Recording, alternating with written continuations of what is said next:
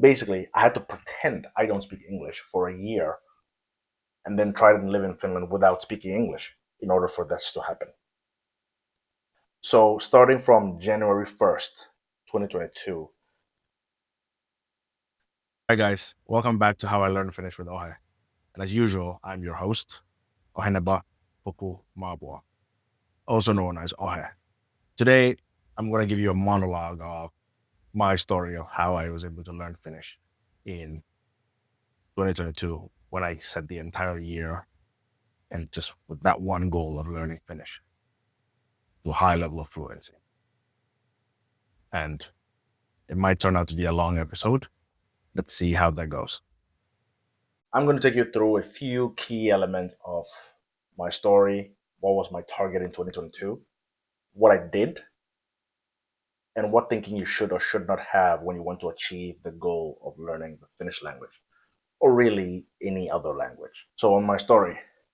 So, I'd been here for a while, but 2021, I got my first job and I realized that it was starting to affect my pocket. And let me quickly elaborate what I meant by it was starting to affect my pocket. I already knew some Finnish before I started this journey of becoming very fluent. But it started affecting my pocket because I could see all the people in higher positions in my company spoke Finnish. So for me, it was a matter of becoming the kind of person who could reach that level in the company. And like a lot of these career things, they happen based on who you know or who has observed you do something good. And I realized I couldn't really get close to the higher ups in my company because of the language barrier. So it started eating at my brain a little bit, a little bit. And there was this very funny thing that was kept happening. Our chief financial officer, CFO, every time like I would notice her like past maybe my desk, she would look at me, kind of like smiling, like you're about to say something, but then she wouldn't.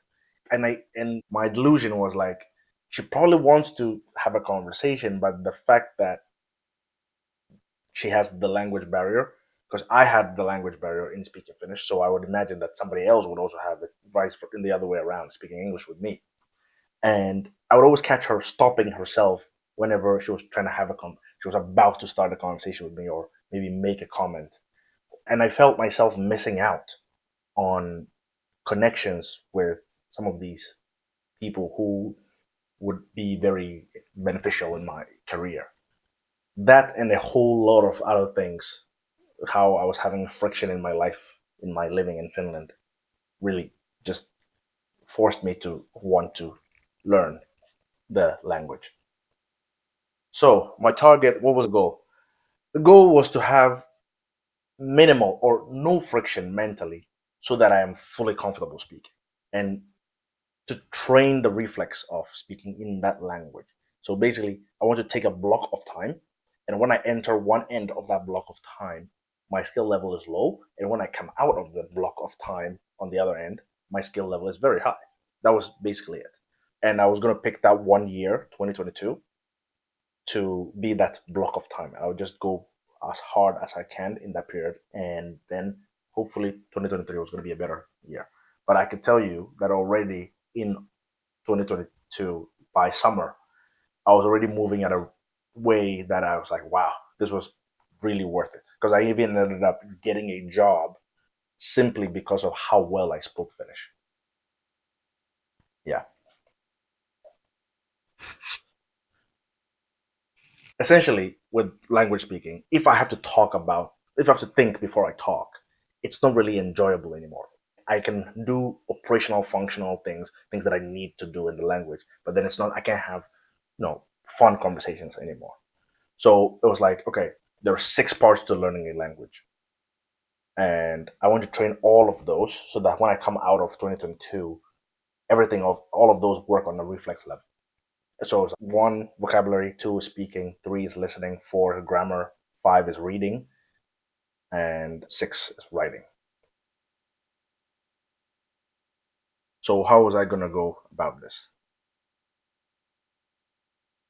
So the people I know who have been able to learn Finnish to a super high level of fluency, most of them come from non-English speaking countries, which It means that when they arrived in Finland, they could not communicate with anyone without learning the Finnish language. People from Russia, Congo, Angola, because they're not Anglophone countries. How can my goal is basically to simulate the condition in my life for that year that they experience when they come here, in which they basically have no choice than to speak Finnish. So basically, I had to pretend I don't speak English for a year and then try to live in Finland without speaking English in order for this to happen. So starting from January 1st, 2022, I went crazy. I posted on all of my social media, LinkedIn, Instagram, I think on WhatsApp as well, if the WhatsApp stories existed.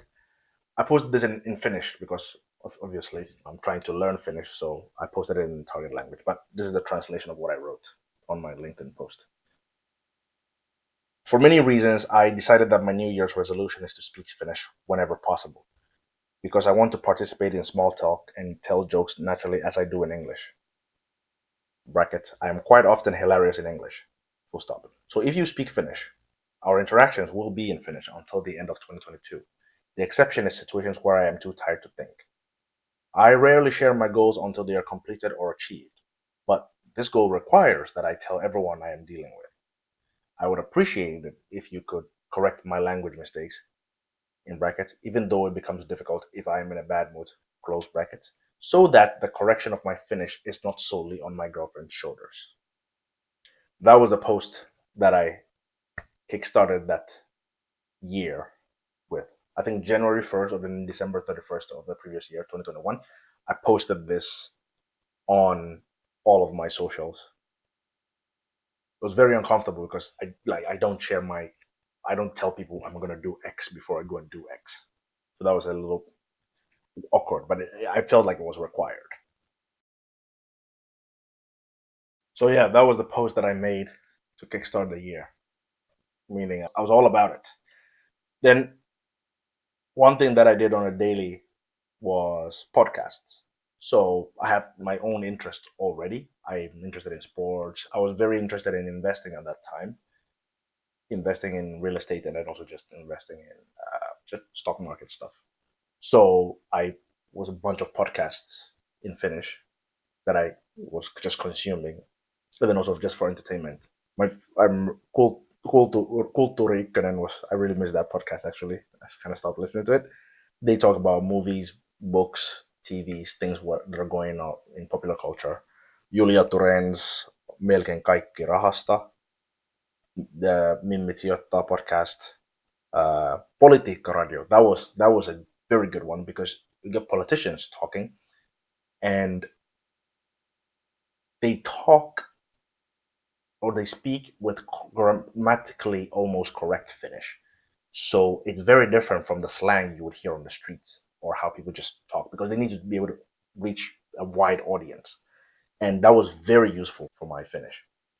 Uh, this Nordnet Rahapodi, Inderes, Yle Uutiset, selkosuomeksi, kaverin puolesta kyselen, that was a lot of fun. The national broadcaster of Finland, the radio service, has actually a very good selection because a lot of these are from them. Yeah, I need to do a whole podcast episode on just the podcast that I listened to whilst I was trying to learn Finnish because that was a huge resource in doing this.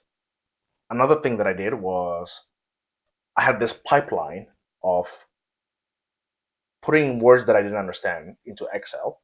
Then I would find a definition for them, but the definition has to be simple enough and preferably in Finnish or in my target language. And then I would find example sentences. Now, this example sentences part was very hard. This was before ChatGPT, and I'll get to ChatGPT in a moment. So I'll pick the word, I'll find the definition, I'll find example sentences which are relevant to me. That's important.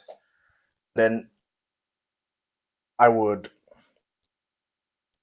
put the words that I've found or that I've defined and had the example sentences for, I'll put them into Quizlet and then I would memorize them. And this was such a time-consuming task because I had to understand the definition. I also had to find definitions that were simple enough and in a field that is relevant to me. Because if something's talking about, say, astrology, that doesn't interest me in any way. I don't know anything about it, so I wouldn't really get it. Or biochemistry, I wouldn't get it either. It's not my field. Or some obscure sport that I've never played, I wouldn't. Yeah, so it has to be relevant. I would sometimes struggle to find simple enough example sentences. So the definitions and example sentences would have words or phrases that I would have to also translate in the definition too. So I have a word, I have the definition, I have the example sentence, but then it's so hard to find an example sentence that even in the example sentence, there's words that I don't understand. So I have in English next to it what it means. It was quite messy occasionally, but it was progress, and that was what was important. The example sentence is there's a service called Glossbe. It's a searchable service that will give you sentences when you put in the word, and your texts are from human written public sources like EU law or laws of countries or movie subtitles, the Bible, etc. So you get real sentences, especially the movie subtitle ones. They're real sentences that are spoken in human context. Now let me touch on ChatGPT because the example sentences thing, it was very essential for my learning, but it took so much time. I remember the Excel sheet has about 500 words, and I was only able to, over the course of the year, I was only able to do 240, 250 to translate and get the example sentences for them. About only 240. And yeah, it was such a time consuming task. But with ChatGPT, I could have just put it in and it would have done it for me. But and before you ask why I didn't use ChatGPT, we're talking 2022. It didn't exist. But on one hand, I'm also glad it didn't exist because if it did all the new word definitions and example sentence finding for me, I would study a bit too passively. And since it didn't exist, I was required to be very manual about reading and understanding sentences before I put it in the Excel sheet. However, on another hand, I think ChatGPT would also be very useful for things like speaking practice and writing practice. So maybe you could give me prompts that I would write, and then when I'm done, I would put it back in there and tell it like, "Hey, can you check how grammatically correct for me I was, how grammatically correct I was, and make the corrections and stuff like that." Yeah. Another thing is example phrases. What you want to do is, you know how you talk. There are certain sentences and phrases you use over and over again. What you want to do is you want to have a bank of phrases that you say quite often translated into your target language. So I had such a thing translated into Finnish. So for example, for me, something that I didn't even realize I say this that often, but now that I look back, because now it's 2025, when I looked at my Excel sheet, the examples I find were some bizarre ones, like it was barely X o'clock, so it was barely 7 o'clock, or it was barely 6 o'clock. Like apparently that phrase I say that often, or it was I found it in my Excel phrase, or the phrase pretty much, or another one is it did X and Y at the same time. So it was both refreshing and tiring at the same time. And apparently, I those were phrases that annoyed me because I couldn't say, so I put it in the Excel and then I found the definition of it. Um, so yeah, I had them translated and memorized, so I don't have to think about translating them in the moment. Then let's go to books. Books. I read. I read a lot of books so I could get new words. The new words I got were the ones that were went into the Excel sheet. I started with. Don't make my mistake. I started with *Sapiens* by Yuval Noah Harari, and I didn't know because I hadn't read it in my native language, English. I didn't know that it was such a like the level of reading required is a bit high for that one, and I struggled through that book. for quite a long time. And at some point, I realized I don't need words like. I asked my friend what's the meaning of the word nisakas because I had just read it and it was just on my mind and I hadn't put the word in my Excel yet. But just off the cuff, asked my friend what it means, and he was like, "It means mammal." And I realized I don't think I need words like mammal in my day-to-day language. Why am I reading this book? I don't need anthropological terms. Why am I reading this book? So I, at that moment, had a reason to shelve that book. It finally gave me enough reason to shelve that book and pick a different one that was more day-to-day language. And what I did pick was this KonMari book by this Japanese lady, Marie Kondo, which is about sorting order in your house or having order in your house in terms of the things you own. And that was a great book because it spoke in simple enough language. And then there is an old book from I think the 80s or 90s by a North Korean spy who was involved in a plane crash. They planted a bomb on a South Korean plane, something like that. I read her story. I think it's called Tears of My Soul or Tears of My Heart or something like that. That was a very interesting one. That was quite. It wasn't too challenging, but it was just a good level. And the whole trick about this is you want something that is difficult enough that there is new things to learn, but not too difficult that you give up. So with the Sapiens book, that was too difficult that I wanted to give up. But because I had made such a public declaration, it kept me going for so long. But with that book, every sentence, every line required me to use dictionary, and that was it was such stop start stop start stop start that it's not good for progress at all. You can't, nothing's flowing because yeah. And then now from books we go to articles. I read a lot of articles, so things that I'm interested in already. So football, Formula One. I was just recently hadn't gotten into Formula One at that point. I don't know, a bit of basketball news, um, just all of my little interests here and there, technology, what was happening in the stock market, stuff like that. And then yeah, just the news. The news, yes, the news. That was another one. So all of those, just little articles, because those ones they're not too long, so you have a feeling of accomplishment that you started it, you finished it, and it took you a few minutes to do, and yeah, and those kind of little wins just keep you going. And yeah, on the weekends I went to the library quite a lot, going through the Suomen Mestari books and solving the questions. I feel like a useful way of adding ChatGPT to this process would be asking it for explanations of the grammatical things that I don't understand. There's a lot of things that I didn't fully get, and the people who were immediately nearby in my life couldn't necessarily explain it. This is the thing about native speakers. People who understand things natively, they have never had to analyze it. So when you ask them questions, they will not necessarily have an answer for you. If you ask me things in why some things are the way they are in English, I couldn't tell you. It just comes naturally for me. So I've never had nobody thinks about why things work. We always think about why things don't work, and because of that, yeah, native speakers they have had almost never, unless they've studied literature extensively, have almost never had the need to analyze why the language I speak so well does things in this way or that way. They just know how it's done, and that's it.